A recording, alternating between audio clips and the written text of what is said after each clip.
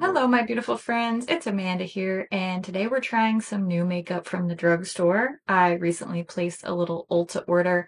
I love just perusing the new makeup section on Ulta and Sephora just to see all the new products. I kind of justify it to myself by saying that it's work related and I need to know what's coming out, what's trending, what's new on the horizon. But also, I just love window shopping and I love ordering new makeup. I feel like there have been a lot of good new drugstore releases lately, so I was particularly drawn towards some of those products. I've got a new lip oil and a new mascara from Essence Cosmetics, some new liquid blushes and brow gel from L'Oreal, and some new eyeshadow from CoverGirl. I'm going to show you close-ups, swatches. You'll get to see me applying all of these things for the very first time. So you'll get to hear my first impressions and all my thoughts along the way as well. So let's go back in time to less makeup Amanda. It's not no makeup Amanda this time because I did have my foundation and concealer already on, but I'm going to add everything else. So let's go back to low makeup Amanda and see all of these new products in action for the first time. Let's start off first with this lip product. They call it a lip jelly, but this is really a lip oil in my opinion. From the applicator to the texture, this very much feels like a lip oil to me. I want to say that despite the fact this doesn't have much in the way of tint, it does feel nice. It feels very hydrating and it smells very good. I love a scented makeup product. I love a scented lip product, and this has a sweet, fruity, delicious smell. But I know a lot of folks prefer not to have a very scented makeup product, so just beware if you are somebody that doesn't like a strong scent. These have a very strong, but in my opinion, very good fruity apricot scent. I'm actually more impressed by the fragrance than the formula, so take from that what you will. Let's move on to these L'Oreal Lumi Le Liquid blushes. I picked up two different shades because they have two different finishes and I wanted to try one of each. They have a dewy finish and then a glowy finish. The glowy finish blushes have more of a shine, a sheen. I don't want to say they're sparkly, it's more of a metallic sheen, whereas the dewy blush has a creamy, non-shimmery finish.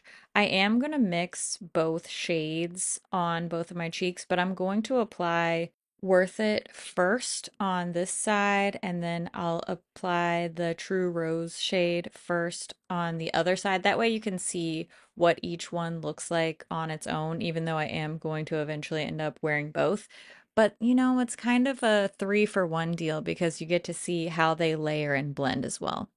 These have a lot of pigmentation, and after wearing this blush combo, I will say that the longevity was pretty impressive, but there have been so many liquid and cream blush releases this year that I find it maybe a little bit more difficult to be impressed by this formula now.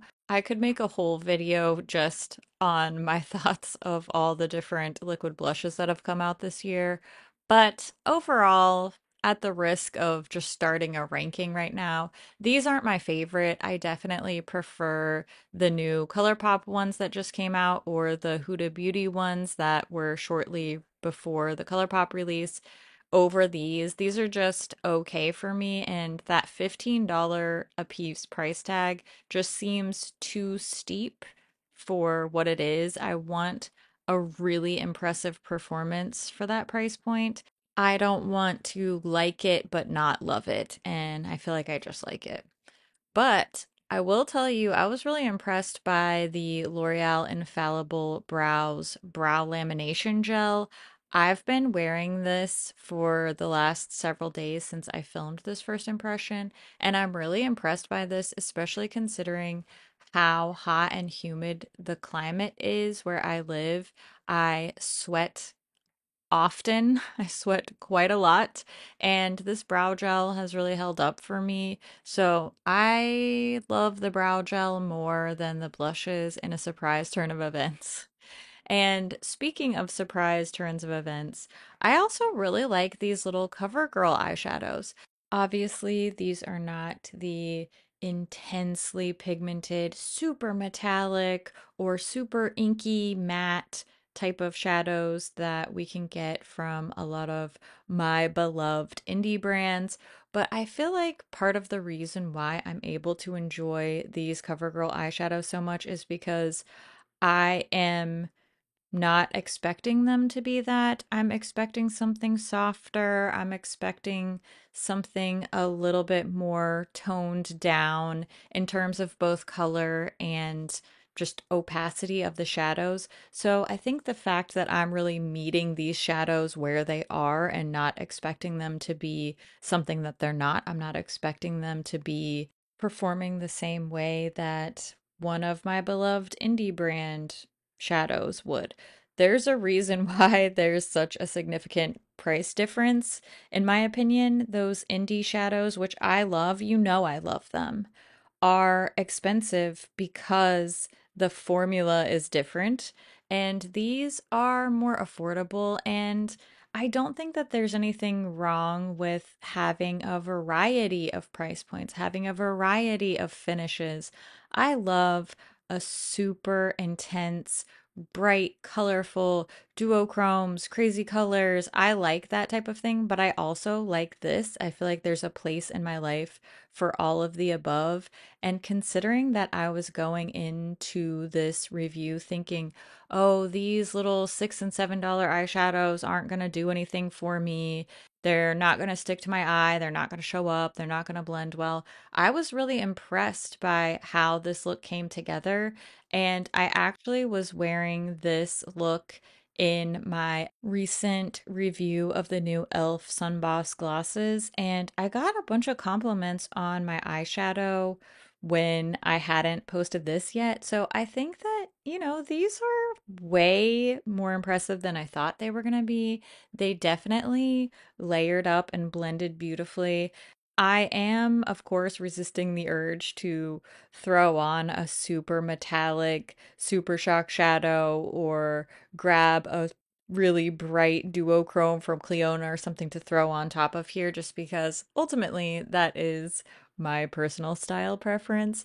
But I think for what this is, I was impressed with the longevity, I was impressed with the blendability, and I think that this really soft, rosy, romantic eye look is really beautiful at the end of the day. I'm impressed. I'm happy with it. I was happy to wear this for the rest of the day. So, color me impressed. Way to go, CoverGirl. The last item that I'm trying on today is this new Essence mascara. This is the Call Me Queen mascara. And according to the Ulta site, this is supposed to have a dramatic false lash effect. I don't see that. I don't get it. I get neither dramatic nor false lash effect. It's a very nice little natural, soft looking mascara. Honestly, it works really well with the look that I'm wearing today. So it's not like it's terrible. It didn't make my lashes look crazy and spidery and awful, but it's definitely not dramatic in any way. I would call this a soft, natural mascara. Again, there is a place in my life for that, and this is the type of thing that I would wear actually quite often, but I don't think it makes sense to bill this as a dramatic false lash effect mascara and then give us this. It's just it's not it doesn't make sense. Bill it as a soft natural mascara and then that's what people will want when they buy it. Because it looks fine. There's nothing wrong with it. It's just not being advertised properly. And that really annoys me because I want to know what I'm getting when I order and I'm sure you agree. So just tell us that it's soft and natural and I like that too. That's what I want, but I won't be disappointed if that's what I'm told that I'm getting.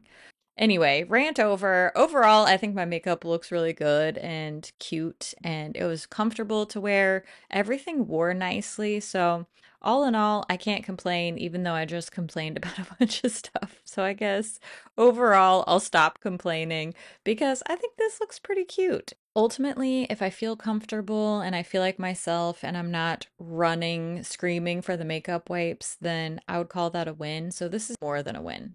Definitely some surprises here for me. The things that I expected to like the most aren't necessarily the things that I'm most impressed with, and vice versa. Things that I expected to be more middle of the road are probably what I'm most interested in going back to again tomorrow. Because I'm such a huge liquid blush fan and a longtime fan of many of the Essence mascaras, I really expected that these would be the big hits for me. And in my very limited experience, because I do need to really wear these things more before I decide how I feel about them.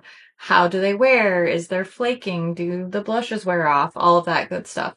I don't really know that yet, but just my first impression is these are fine, but probably not my favorite things that I tried on today, which is a bit of a surprise. The lip oil smells good. It's kind of neither here nor there for me. The color doesn't really do that much for me. I mean, the packaging's cute and it smells good. There's no tasty flavor. It doesn't really do much color-wise for me. It's just fine. As my kid would say, it's mid. But the real surprises for me were that these were my favorite products that I tried today.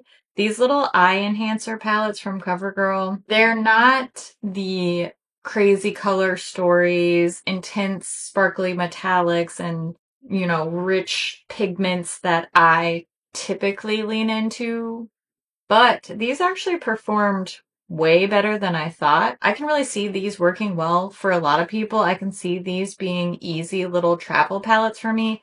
I do have a little travel makeup bag that I actually take with me if I'm going to be doing my makeup in the car, or if I'm going on a flight, I'll put this in my carry-on if I want to do a little makeup application or touch up during my travels. So I can see these little palettes working really well in that capacity for me. And I can also see a lot of people enjoying these because they blended so nicely. They've been wearing really nicely. Again, I haven't worn them all day. I haven't worn them out in the heat yet. I am going to have to walk the dog out there later, and it's a boiler. But so far, it just looks way nicer and way more luxurious than I expected. Actually, really impressed by the performance, by the application, the blending. Everything looks really pretty. I actually like these. I'm impressed. Probably the biggest winner for me is this brow gel. This stuff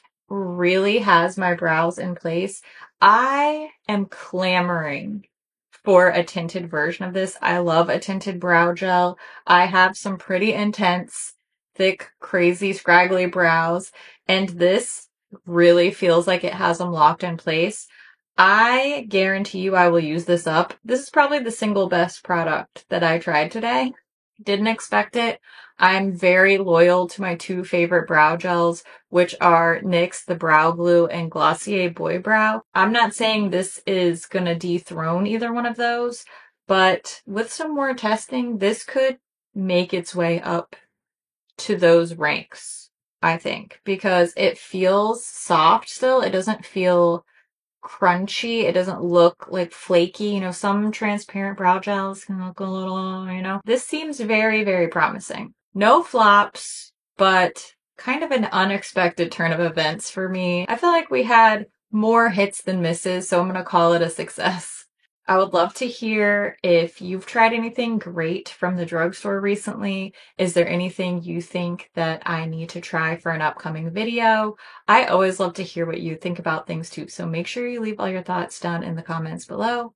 As always, thank you so much for watching, and I'll see you in my next video. Bye! Yeet. Okay. Dang, this brow gel is serious business. Do they make a tinted version of this? Inquiring minds need to know. What? What am I talking about? So much millennial cringe. I mean, I know it's nothing to write home about, but I can see a lot of people really enjoying these. Not bad. And I was able to get a nice even coverage. Not bad, not bad. Do you remember these?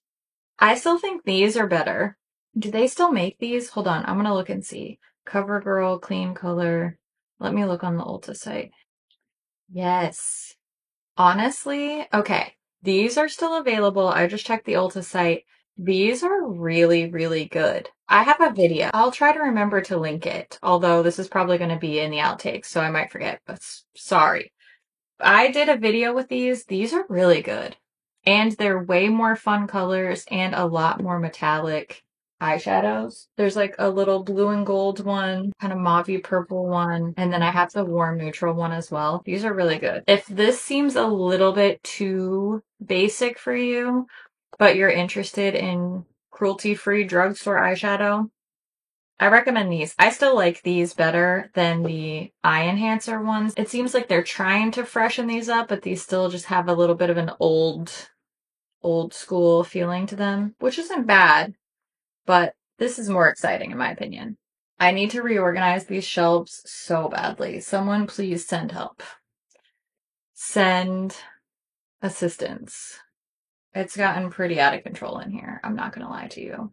The declutter boxes are overflowing. The boxes of shame have multiplied and are just running away with this side of the office. So, you know what? That's future Amanda's problem because present Amanda just needs to film. So, it's going great.